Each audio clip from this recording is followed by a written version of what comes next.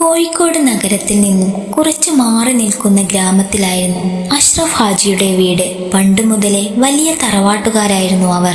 അദ്ദേഹത്തിന് 2 മക്കളായിരുന്നു, സെയ്ഫുദ്ദീനും ഷിഫാനയും. അവർ പഠിക്കാൻ മിടുക്കരായിരുന്നു. സെയ്ഫുദ്ദീനേക്കാളും ഒരു പടി മുന്നിൽ ഷിഫാനയായിരുന്നു പഠനത്തിൽ മികവ് കാട്ടിയിരുന്നത്. അത് കുടുംബത്തെ സന്തോഷിപ്പിച്ചെങ്കിലും കാര്യമായ പിന്തുണ ഷിഫാനക്ക് നൽകിയിരുന്നില്ല. കാരണം ഒരു പ്രായമെത്തിയാൽ മറ്റൊരു വീട്ടിൽ ജീവിക്കേണ്ടവളാണ് പെൺകുട്ടികൾ എന്ന ചിന്താഗതിയുള്ള കുടുംബമായിരുന്നു അഷ്റഫ് ഹാജിയുടേത്. അതുകൊണ്ടുതന്നെ ഷിഫാനയെ കൂടുതൽ പഠിപ്പിക്കാനുള്ള ആഗ്രഹമൊന്നും അദ്ദേഹത്തിനില്ലായിരുന്നു. പക്ഷേ ഷിഫാനയുടെ ഉമ്മ സൗദാക്ക് മകൾ പഠിച്ച് നല്ലൊരു നിലയിലെത്താൻ ഏറെ ആഗ്രഹമുണ്ടായിരുന്നു.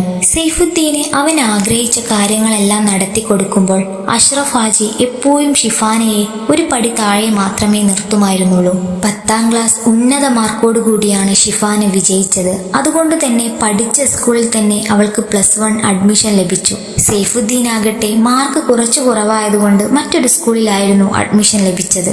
ഷിഫാനയുടെ +2 പഠനം പകുതിയായപ്പോഴേക്കും അഷ്റഫ് ഹാജി കല്യാണാലോചനകൾ നടത്തി തുടങ്ങി. ഒരുപാട് ആലോചനകൾ വന്നെങ്കിലും പഠിക്കാൻ ആഗ്രഹം പറഞ്ഞുകൊണ്ട് പല ബന്ധങ്ങളും അവൾ മുടക്കിക്കൊണ്ടിരുന്നു. ഈ തറവാട്ടിൽ ഒരു പെണ്ണും പഠിച്ച് ജോലി വാങ്ങിയിട്ടില്ല. ഇനി നിനക്കായിട്ട് ജോലി വേണമെന്നാണെങ്കിൽ ഇപ്പോ ഈ വീട്ടിൽ നിന്നും പടിയിറങ്ങിക്കോ. അഷ്റഫ് ഹാജി ഷിഫാനയോട് കലിതുള്ളി. സ്വന്തം ഉപ്പ അങ്ങനെ പറഞ്ഞപ്പോൾ അവൾ എന്തു ചെയ്യണമെന്നറിയാതെ പകപ്പോടെ അയാളെ നോക്കി. അവളിത്തിരി പഠിച്ചു എന്ന് വെച്ച് ഈ തറവാട്ടിന് എന്ത് കോട്ടം സംഭവിക്കാനാ? അന്നാദ്യമായി സൗദ അഷ്റഫ് ഹാജിയുടെ മുൻപിൽ ശബ്ദമുയർത്തി. ഹാജി ദേഷ്യത്തോടെ തന്റെ ഭാര്യയെ നോക്കി. അവരത് കണ്ടില്ലെന്ന് നടിച്ചു. നിന്റെയും തീരുമാനം അതാണെങ്കിൽ മകളോടൊപ്പം നീയും ഇറങ്ങിക്കോ, അയാൾ യാതൊരു ദാക്ഷിണ്യവും കൂടാതെ പറഞ്ഞു. സൗദ ഞെട്ടലോടെ അയാളെ നോക്കി. അയാളിൽ നിന്നും ഇങ്ങനെയൊരു തീരുമാനം അവൾ പ്രതീക്ഷിച്ചിരുന്നില്ല.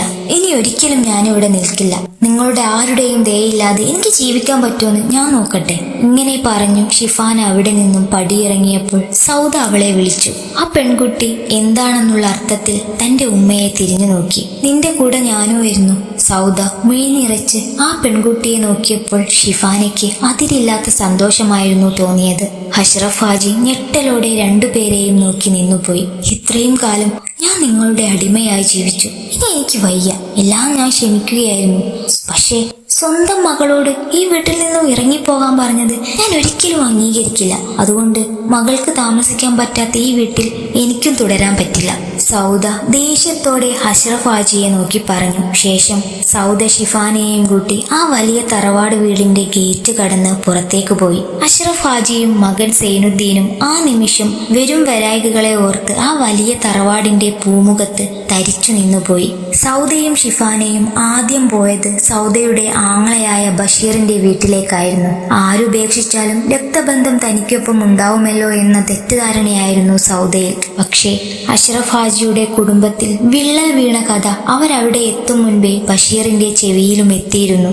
സംഭവം അറിഞ്ഞ ബഷീർ ഉമ്മറത്ത് തന്നെ കലിപൂണ്ട് നിൽപ്പുണ്ടായിരുന്നു. കുടുംബത്തിന് മാനക്കേടുണ്ടാക്കാം വരുന്നുണ്ട് 2 ദൂരെ നിന്നും നടന്നു വരുന്ന സൗദയെയും ഷിഫാനയെയും കണ്ട് ബഷീർ പിറുപിറുത്തു. ബഷീറിന്റെ മുഖത്തെ തെളിച്ചമില്ലായ്മ സൗദയെ നന്നായി വിഷമിപ്പിച്ചിരുന്നു. തറവാട് മഹിമയ്ക്ക് മുൻപിൽ രക്തബന്ധം പോലും പാഴാണെന്ന് തിരിച്ചറിഞ്ഞ സൗദ മകളെയും കൊണ്ട് ഇനി ആർക്കും ഒരു മാനക്കേടുണ്ടാകരുതെന്ന് മനസ്സിൽ ഉറപ്പിച്ച് ബഷീറിന്റെ വീടിന്റെ പടി ഒരിക്കൽ കൂടി കയറാതെ മനഃപൂർവ്വം അവർ അവിടെ നിന്നും തിരികെ നടന്നു. പിന്നീട് സൗദയുടെ ഒരു സുഹൃത്തിന്റെ സഹായത്തോടെ അത്യാവശ്യം നല്ലൊരു വാടക വീടെടുത്തു.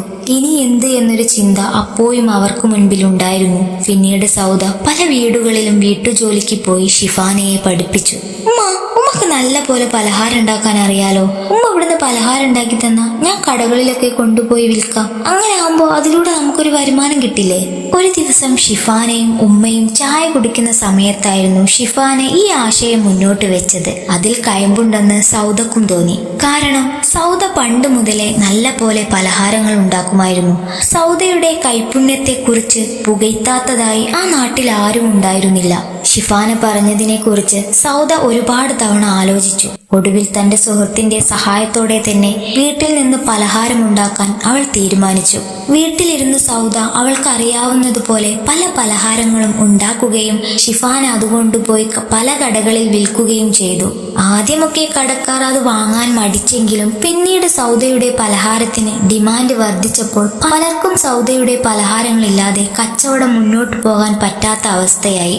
അത്രമാത്രം പട്ടണങ്ങളിൽ സൗദയുടെ പലഹാരത്തിന് ഡിമാൻഡ് വർദ്ധിച്ചിരുന്നു.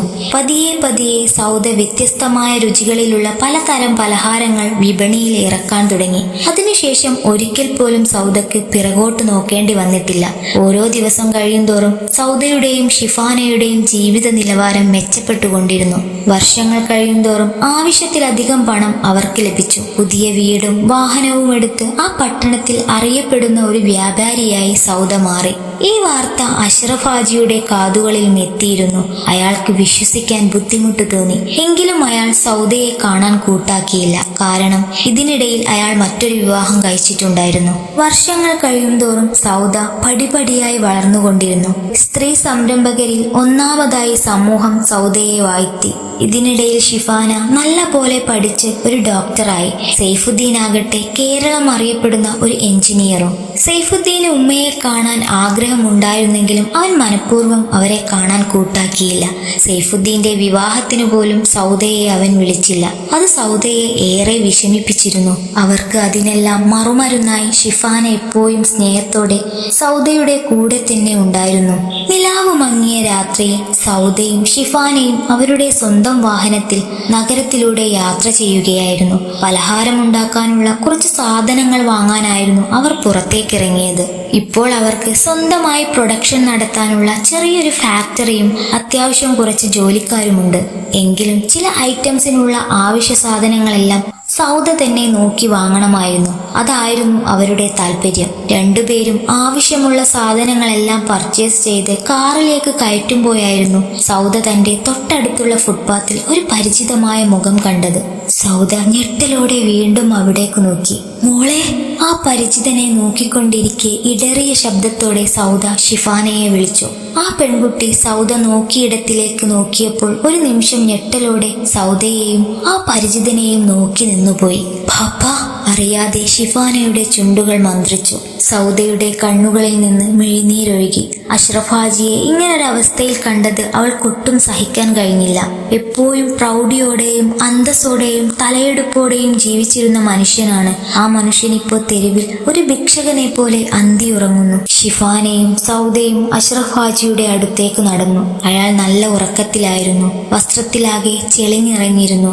ജട പിടിച്ച മുടിയും താടിയിലും ഇടയ്ക്കിടെ ഈച്ചകൾ വന്ന് തൊട്ടുപോകുന്നു. അയാൾക്ക് ചുറ്റും ഒരു തരം വാടമണം നിറഞ്ഞു നിന്നു. ഉപ്പാ! ഷിഫാന മറുത്തൊന്നും ചിന്തിക്കാതെ അയാളെ തട്ടി വിളിച്ചു. അപ്പോഴും സൗദ നാവിന് ചലനശേഷി നഷ്ടപ്പെട്ടവളെ പോലെ തരിച്ചു നിൽക്കുകയായിരുന്നു. അയാൾ ആയാസപ്പെട്ട് പതിയെ മീകൾ തുറന്നു. ഏറെ നാളുകളായി കാണാൻ കൊതിച്ച തന്റെ പ്രിയതമയെയും മകളെയും തന്റെ മുൻപിൽ കണ്ടപ്പോൾ ഒരു നിമിഷം അയാൾ മിഴിയൂന്നി അവരെ നോക്കിപ്പോയി. അയാളുടെ കണ്ണുകൾ നിറഞ്ഞു കവിഞ്ഞൊഴുകി. അവർക്കു മുൻപിൽ അയാൾ കൈകൂപ്പിയിരുന്നു പോയി. ഉപ്പ എന്താ ഇവിടെ? ഷിഫാന ഇടർച്ചയോടെ ചോദിച്ചു. നമ്മുടെ മോൻ എന്നെ വീട്ടിൽ നിന്ന് പുറത്താക്കിയിട്ട് മാസങ്ങളായി. ഹാജി സൗദയുടെ മുഖത്ത് നോക്കിയാണ് അത് പറഞ്ഞത്. അവർക്കൊന്നും മനസ്സിലാകാതെ ഹാജിയുടെ മുഖത്തേക്ക് തറപ്പിച്ചു നോക്കി. അഷ്റഫ് ഹാജിയെ മാത്രം അനുസരിച്ച് ജീവിച്ചവനായിരുന്നു സൈഫുദ്ദീൻ. വിവാഹപ്രായമെത്തിയപ്പോൾ നല്ലൊരു കുടുംബത്തിൽ നിന്ന് അവന് ഒരു പെണ്ണിനെ കെട്ടിച്ചു കൊടുത്തത് അഷ്റഫ് ഹാജിയായിരുന്നു. ആ വിവാഹത്തിന് ശേഷമായിരുന്നു അഷ്റഫ് ഹാജിയുടെ നിലനിൽപ്പ് തന്നെ നഷ്ടപ്പെട്ടത്. പതിയെ പതിയെ ഹാജിയിൽ നിന്നും ഭരണം മരുമകളായ ഫർസാന കൈയടക്കി. ഓരോ ദിവസവും സൈഫുദ്ദീന്റെ ചെവിയിൽ വിഷം ഊതി നിറച്ചു. പോകെ പോകെ മകൻ ഉപ്പയെ അനുസരിക്കാതെയായി. പിന്നീട് ഹാജിയുടെ വാക്കുപോലും പരിഗണിക്കാൻ പോലും അവൻ തയ്യാറായില്ല.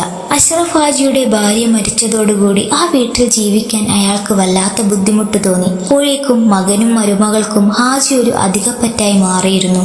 ഏറ്റവും ഒടുവിൽ യാതൊരു ദാക്ഷിണ്യവും കൂടാതെ 2 മാസം മുൻപ് അഷ്റഫ് ഹാജിയെ അവർ നിഷ്കരുണം വീട്ടിൽ നിന്നും പുറത്താക്കി. എല്ലാം കേട്ടുകഴിഞ്ഞ സൗദ ഷിഫാനയെ നോക്കി.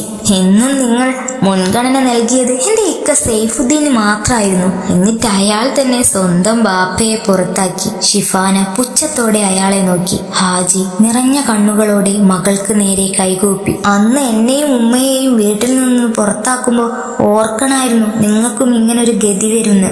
ഷിഫാന അവളുടെ സങ്കടം തീ പോലെ പുറത്തേക്ക് തുപ്പിക്കൊണ്ടിരുന്നു. മോളെ വേണ്ട, ഇത് നിന്റെ ബാപ്പയാണ്. സൗദ ഷിഫാനയെ വിലക്കി. എന്ത് ബാപ്പമ്മ, ജനിപ്പിച്ചിട്ടുണ്ടെങ്കിൽ സംരക്ഷിക്കാനും പഠിക്കണം. ഷിഫാന വീണ്ടും ദേഷ്യത്തോടെ പറഞ്ഞു. വേണ്ട മോളെ, മതി. സൗദ ആ പെൺകുട്ടിയെ വീണ്ടും കണ്ണുകൾ കൊണ്ട് വിലക്കി. നമുക്ക് ഇദ്ദേഹത്തെ വീട്ടിലേക്ക് കൊണ്ടുപോകാം. ഇങ്ങനൊരു അവസ്ഥയിൽ എനിക്ക് ഇയാളെ കാണാൻ കഴിയില്ല. സൗദ വേദനയോടെ പറഞ്ഞു. അമ്മയ്ക്ക് ഇതുവരെ മതിയായില്ലേ? ഷിഫാനയ്ക്ക് ദേഷ്യം തോന്നി. സൗദ അപേക്ഷയോടെ അവളെ നോക്കി. കണ്ടില്ലേ എന്റെ ഉമ്മാന്റെ സ്നേഹം? ഇത്രയൊക്കെ ദ്രോഹിച്ചിട്ടും ആ പാവം ഇപ്പോഴും നിങ്ങളെ സ്നേഹിക്കുന്നത് കൊണ്ടാ നിങ്ങളെ ഈ അവസ്ഥ എന്റെ ഉമ്മാക്ക് കാണാൻ കഴിയാത്തത്. ഷിഫാന ഹാജിയുടെ കണ്ണുകളിലേക്ക് മീയൂന്നിക്കൊണ്ട് പറഞ്ഞു. ഉമ്മയുടെ ഇഷ്ടം പോലെ ചെയ്തു. ശേഷം സൗദയോടായി ഷിഫാന പറഞ്ഞു.